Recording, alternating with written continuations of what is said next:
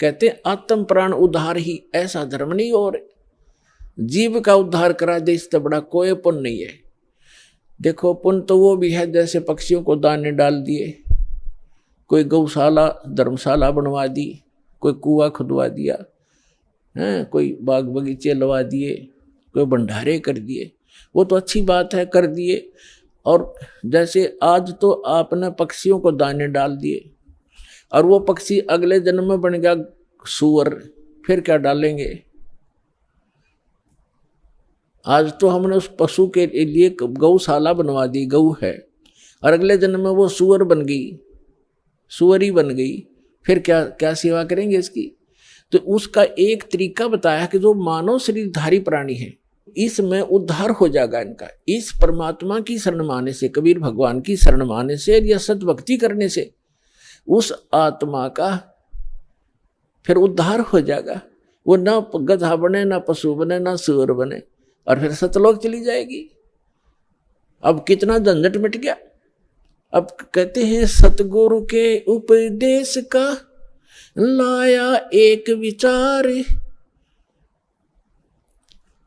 जय सतगुरु मिलते नहीं ही जाते नरक द्वार। नरक द्वार में दूत सब करते खेचा ताण, उनसे कभू ना छूटता फिर फिरता चारों खान। चार खानी में भ्रमता कभू न लगता पार, सो फेरा सब मिट गया हमारे सतगुरु के उपकार। क्या बताना चाहते हैं कि एक जीव को, एक मानव शरीरधारी प्राणी को और परमात्मा की शरण में ला देने से, ये सतभक्ति प्राप्त करवा देने से उस लाने वाले को इतना पुण्य होगा जैसे करोड़ गौओं को कसाई से कटने से बचा कर और चरागाह में छोड़ देने का होता है। इतना पुण्य उस मार्गदर्शक को होगा जो सतलोक आश्रम बरवाला का राह बता देगा, यहाँ का ज्ञान सुना देगा, उस जीव को यहाँ नाम दिला देगा।